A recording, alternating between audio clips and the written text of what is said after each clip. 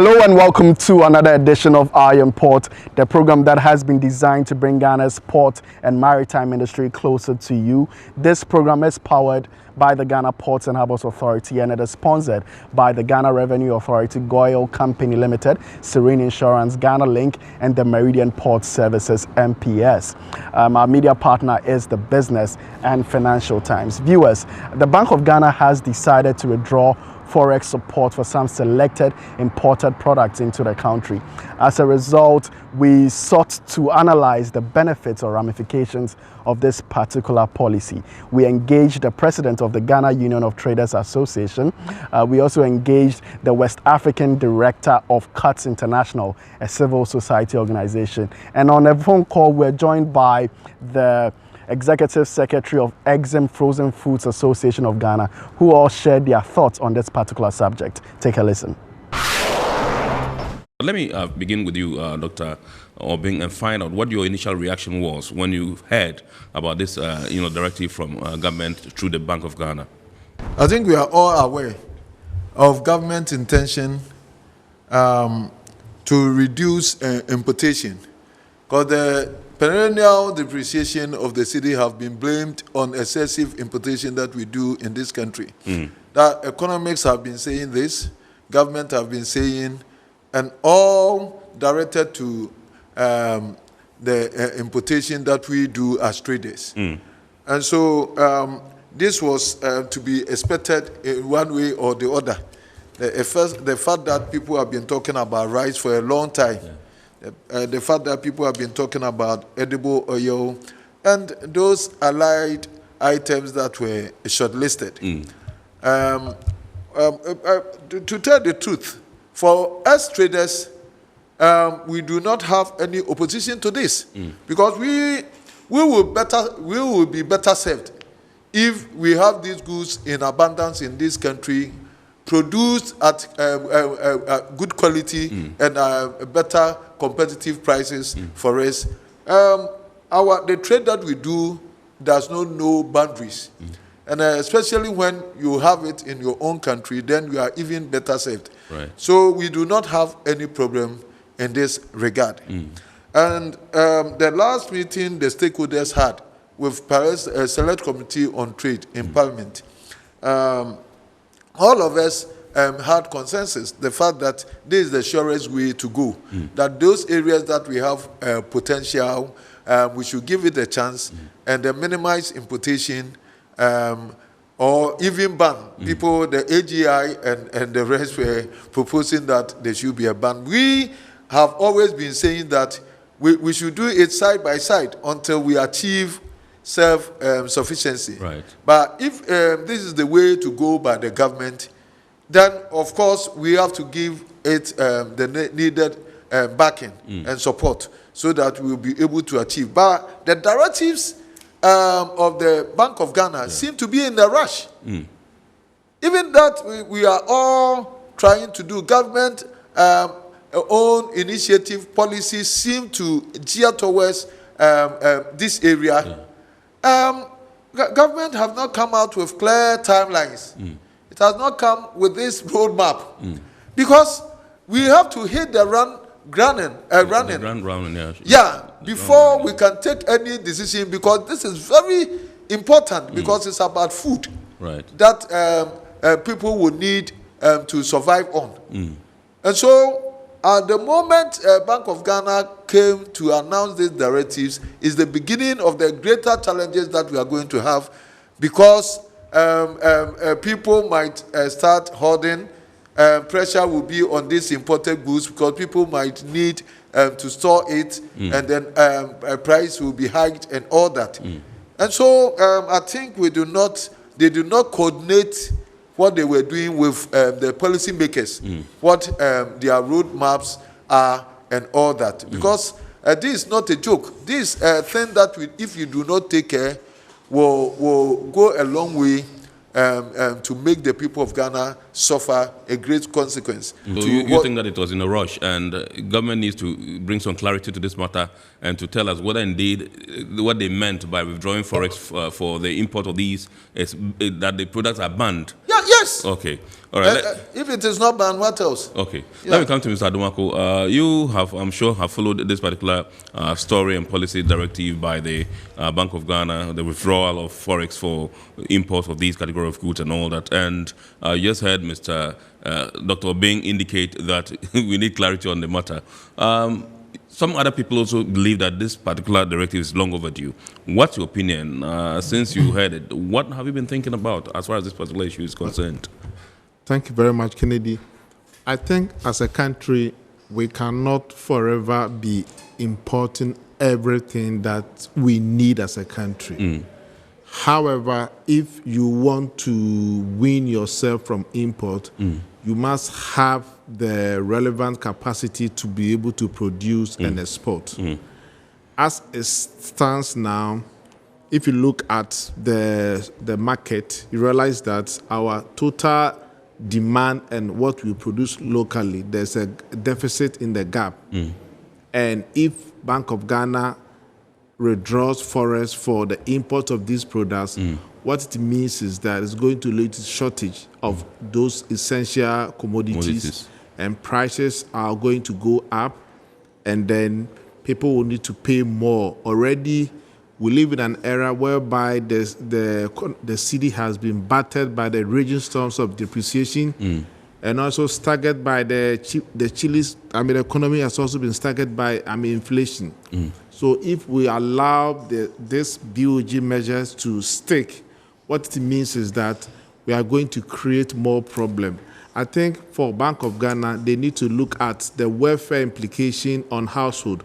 Already, a kilogram of 5 kg of rice, which was being sold early January for 15 cedis, now sold at almost 100 Ghana cedis. Yes. People's salaries have not been adjusted to reflect the rising price levels. And so for me, I think that whilst I agree with the ultimate goal in terms of the long-term goal of this measure, but its current implementation, I think that there is a problem with it. And I think that your solution should not be worse than the problem. Of course, if we stop importing all these things, we'll save forex, we'll be able to create jobs, and also grow our local industries. Right. But do we have the capacity? And I think that this is something that BOG alone should not sit at the high street and make that release. It's something that it needs to involve the Ministry of Trade, MOFA, and Ghana Statistical Service, because they have the data. And once the data comes, they look at what are the current capacities of these products. How many are we able to produce? So look, if government is supposed to, let's say, invite, you come to the rice sector, government say, look, we need 5 champions. We are going to give them subsidized loans to go into a massive rice production, maybe within the period of 2 years. And after that, we are going to ban importation of rice. That is what an action where's policy backed by an action and what funding. Because the grounds have been laid and preparations have been done. Yes, but as of now, none of these things have been done. Let me go into the phone lines and speak with Mr. Michael Obrea J, who is Executive Secretary of Exim Frozen Foods Association of Ghana. Good evening, sir. Good evening, sir. Yes, I know you have some concerns with this particular directive from the BOG. Can you let us hear you, please? Exactly. Good evening to your cherished viewers, and good evening to your panelists in the studio. To start off with, I would like to say that I think that for most times when we want to implement policies, we put the cart before the horse. Perhaps policies are not really well thought through before the implementing agencies or the agencies that propose those policies come up with these policies. Because, I mean, in such a time where we're faced with the kind of crisis that we're faced with worldwide, one would propose, or one would have assumed, that in the event that you wanted to churn out such policies, extensive stakeholder consultations would have taken place. Now, let's analyze what BOG intends to do. The whole idea, and I can get the idea that you want to save our forex, you want to save our currency from depreciating. But is the solution you are proposing what helps? Take, for instance, someone who has already imported goods and the goods are coming, frozen foods or frozen goods, and the goods are coming to the country. He's already engaged his suppliers. Prior to engaging his suppliers, he was depending on the forex that he would get from the assistance of the Bank of Ghana to pay his suppliers. Now you are saying, I would not give forex to you again to make that payment. How do you expect the person to survive? I mean, when you do these things, what you do is that you cripple people who are doing legitimate business in your country. You make sure that people are unable to thrive in the business that they had chosen to do. Not that they chose to do anything criminal. They chose to do legitimate business. And when you restrict them from accessing forests in this manner, perhaps you might as well just tell them to shut down and close their books so that their dependents can also go hungry. And for anybody, I also think that apart from the fact that this would affect people who have already imported, I think it's an idea that the implementation of this particular policy is not good. It doesn't serve us any purpose now. And note, I say it doesn't serve us any purpose now. I do not think that at some point in time in our lives as a country, we would not become self-sufficient. We would become self-sufficient. But is government doing the things that would make us self-sufficient now? Policy coherence. If you are not doing the things that would make you self-sufficient now, then you do not expect that if you restrict people from getting forex, you would solve the problem. What you would do is that you would open us up to a black market. Black market of people going for forex, and you know what that would do? It means that there would be a lot more pressure there. You cannot even control it. What that would also do is that some people would decide to smuggle the goods, perhaps import through Togo. Maybe that's a way they can get the goods into the system and smuggle it. Government loses on revenue. The FDA is unable to check the kind of food we're feeding the people with. And so we are going to put the lives of Ghanaians at risk. I think that what government should be concerned about is a program that helps us give the local producers the ability to be competitive. And I disagree with anybody who thinks that it is a policy to implement now. I vehemently disagree with anybody who believes that this is a policy to implement now. All right, now that we've heard from representatives of the trading public and civil society, let us also hear from you at home watching us on your comments and questions on this particular subject that has been discussed.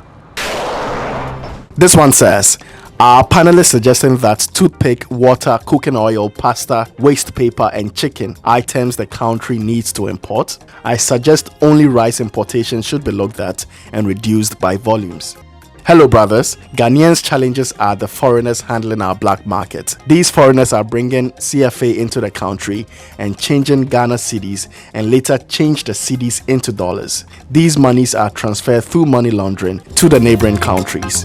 The second issue is that pastors in Ghana who have mother churches in different countries continue every day to change dollars from churches' proceeds for their mother churches outside Ghana through money laundering. We can check the cedi depreciation against the dollar by checking these activities. More people are demanding dollars, but supply is limited. My name is Nana Osei, an importer. All right, that is all we have today on Bank of Ghana withdrawing forex support for some imported products. When we get updates on this matter, we would make sure to make you know. I Import will return after this short break. Every now and again, Goil makes good things happen. This time, Goil has introduced Super XP Ron 95, a higher grade fuel loaded with additives and yet sold at the same price as normal fuel. Goil Super XP Ron 95 enhances engine performance like never before. It maintains the engine by keeping it clean from carbon deposits. Goil Super XP Ron 95 is designed to burn slowly and thus improves fuel economy, making you save money after several kilometers. Goil Super XP Run 95 gives you a smooth driving experience that is less vibrations. Fill up with Goil Super XP Run 95. Now there's no need to pay more for any higher grade fuel. Goil has that sorted. Goil, good energy. Electricity, pay your taxes. Our taxes, our future. Because you see, without our taxes, we wouldn't have good roads, good schools, better hospitals, street lights, and other very important social amenities. When we pay our taxes, we give our children free and quality education. Talga, my money too small. Why should I pay my tax? Look, small. Salifo, it doesn't matter how small or big your business or income is. You still have to pay your taxes. The little taxes from each and every one of us, when put together, could give your community clean water or that deprived school with tables and chairs. Please pay your taxes. It is your responsibility. It is your civic duty. It is the law. Impressive factory. If only I had listened to you, I wouldn't have been in this mess. That devastating fire virtually wiped out the whole factory and my warehouse. Remember my misfortunes last year? Serene Insurance Asset All Risk Fire policy that I took were there to pay for my damaged stocks in the warehouse, and my machines that were affected by the floods have been replaced. My accident vehicle is back on the road thanks to Serene Insurance motor policy. Currently, my goods are on the IC covered with their marine cargo insurance policy. I was just telling Ajima about Serene Insurance. Oh, Ajima, tell him more. As a road contractor, I make sure I do my contractors all risk insurance for the projects and then workers' compensation for all the workers on site. With Serene Insurance, they will make sure they will cover your unknown tomorrow today. Serene Insurance, a new face of insurance. Call us now.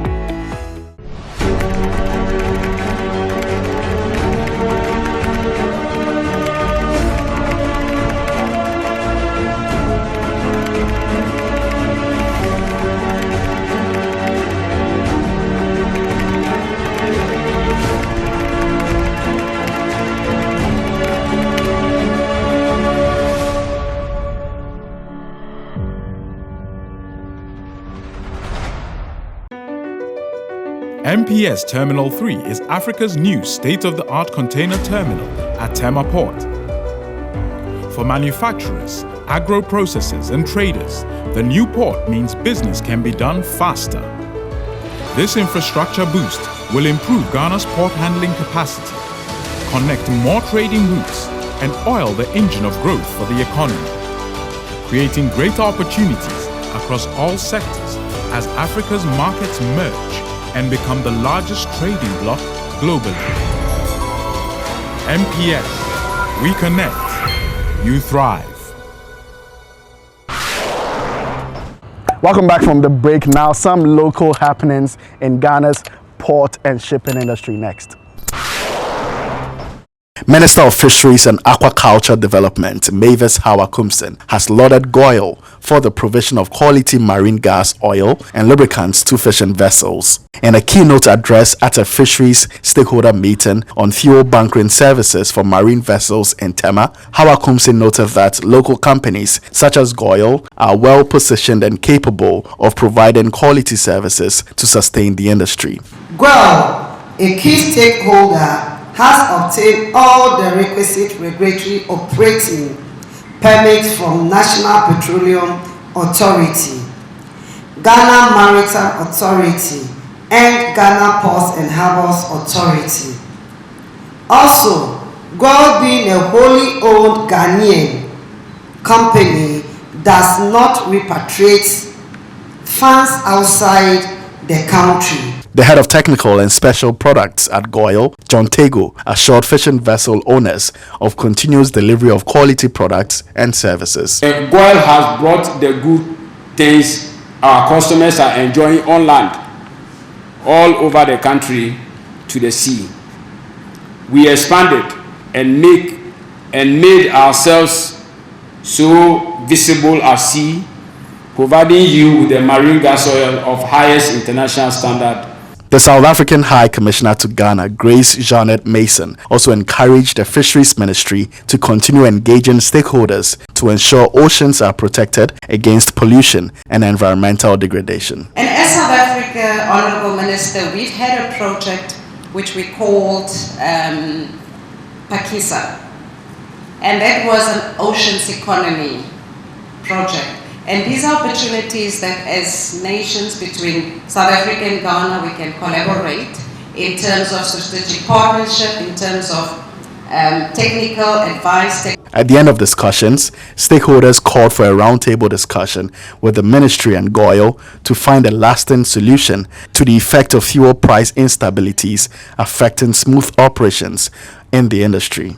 There were fraternal messages from the Ghana Ports and Harbours Authority, Ghana Maritime Authority, National Petroleum Authority, executives of fisheries associations, and vessel owners and companies.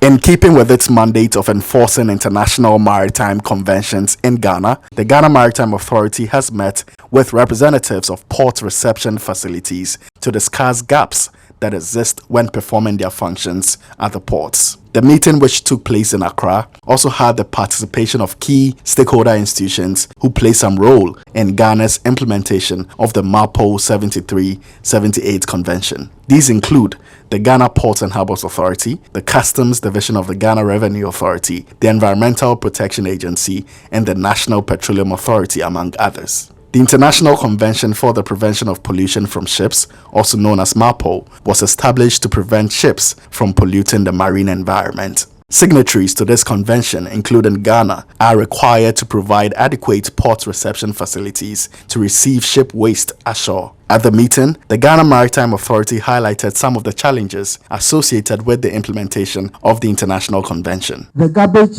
up to 5 cubic and the sludge, I think up to 15 cubic, is free. But people collaborate with the agents and then discharge garbage. At the end of the day, they go to masters to go and collect garbage fees and then sludge fees. If the vessel to discharge, the ship to discharge the sludge is at anchorage, this reception facility boat moves to the anchorage and take only the sludge and the garbage, but has no right or responsibility to go on board to check oil record book or garbage record book. Stakeholders present also raised other concerns. Our main concern is the end use of the waste oil, because we've arrested some BRVs some time ago, and we traced it to some of the reception facilities here. And then we have, Ghana Revenue Authority also coming up with issues of tax. These waste facilities are supposed to be, handled in a way that to motivate the ships not to dispose of the waste at sea.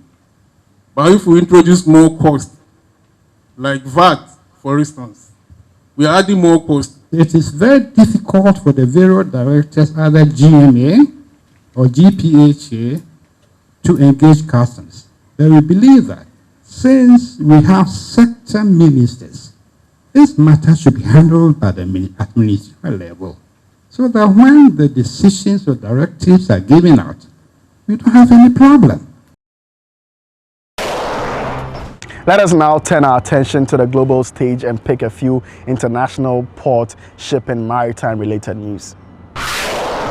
Plans are underway to develop a green ammonia import and distribution infrastructure in the port of Hamburg. The planned import terminal is to be located at Mabanaft's existing tank terminal in the Hamburg port and aims to provide hydrogen to Germany in 2026. This location is set to offer strategic access to green ammonia from large-scale green hydrogen production facilities operated by industrial gas supplier Air Products and its partners around the world.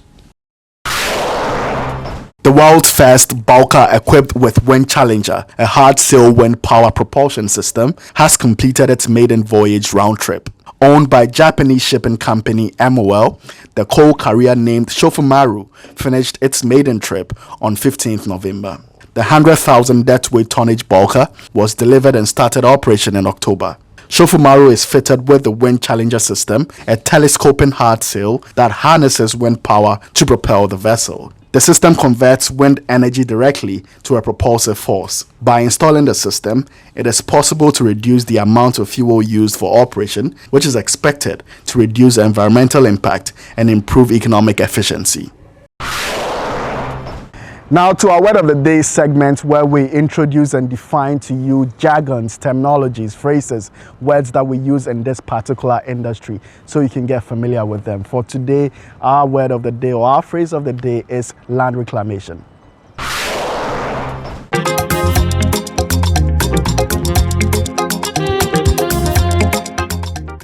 Land reclamation is the process of artificially creating new land. This is done either by draining out muddy areas or by filling up existing water bodies such as oceans, seas, and riverbeds. The new land created as a result of this is called reclaimed land, reclaimed ground, or landfill. Many port facilities are constructed on reclaimed land.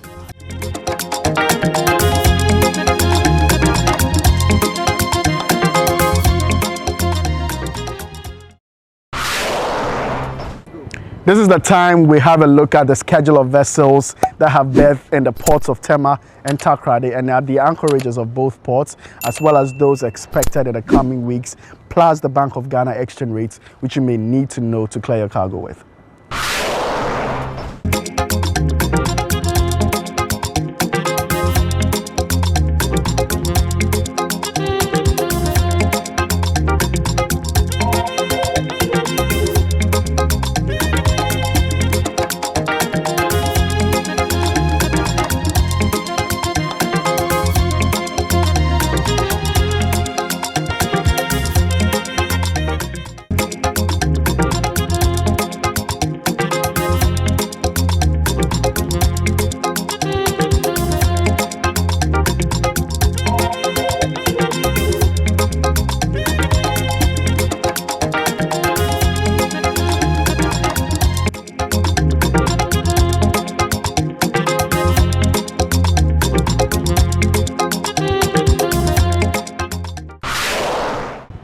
This is where we draw the curtain on today's edition of Iron Port.